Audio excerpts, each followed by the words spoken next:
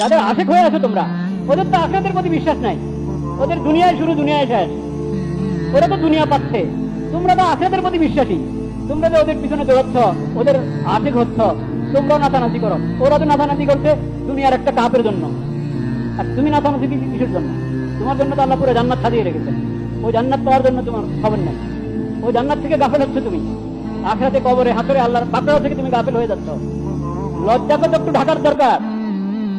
কিসের উপরে নাচো? কিসের উপরে আরেক জাতির পোশাক পরো, আরেক জাতির পতাকা উত্তোলন করো? খেলাকে পেশা বানাইতে পারে, খেলাকে একমাত্র ধান্দা বানাইতে পারে যাদের আর কোনো ভবিষ্যৎ নাই। খেলা দিয়ে সান্ত্বনা, খেলা দিয়ে কি সান্ত্বনা। যাদের আর কিছু নাই, ভবিষ্যৎ নাই, আখিরাত নাই, যারা শুধু কাঁদে, পাবে না। কেউ পাবে? ওটা দেখেই উনি কোষ, ওটা জানি উনি হাতে তালি দেয়, ওটা দেখেই ওনার জোহরের নামাজ শেষ, আসর শেষ, মাগরিব শেষ, ফজর শেষ, রাত্রে 10টা শুরু হবে, না রাত্রে 1টা 2টা কখন শুরু হবে, কোন দেশের খেলা। আর সারা রাত ঘুম শেষ, সারা রাত ঘুম দেয়। এবার ফজরও শেষ, ফজরও শেষ, পরের দিনে ডিউটিও শেষ। দুই দেশের খেলোয়াড়দেরকে 2 গ্রুপ সাপোর্ট করে, এখন এই 2 গ্রুপের মধ্যে মারামারি হতে হবে, হাতাহাতি হতে হবে, খুনাখুনি হতে হবে। পাগলের পাগলামি তো মাফ করা যায়, সুস্থ মানুষের পাগলামি মাফ করা যায়?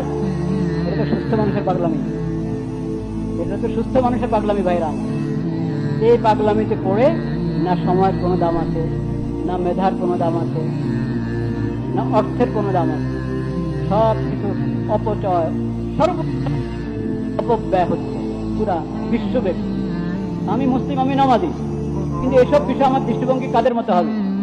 আখিরাতের বিশ্বাসী, কোরআনের প্রতি ঈমান রাখে, আল্লাহ শরীয়ত মানে এমন লোকদের যে দৃষ্টিভঙ্গি, সেটা আমি অবলম্বন করব না যাদের আখিরাতের প্রতি ঈমান নাই, আল্লাহর প্রতি ঈমান নাই, কোরআন সুন্নাহর প্রতি ঈমান নাই, ইসলামী শরীয়তের প্রতি ঈমান নাই, তাদের দৃষ্টিভঙ্গি অবলম্বন করব? কি হওয়া উচিত বলেন তো? ঈমান ওয়ালাদের দৃষ্টিভঙ্গি গ্রহণ করবেন না বেঈমানদের দৃষ্টিভঙ্গি গ্রহণ করবেন? ঈমান ওয়ালাদের দৃষ্টিভঙ্গি গ্রহণ করবো আমরা, না বেঈমানের? আল্লাহ তাআলা আমাদের এই কথাকে কবুল করেন।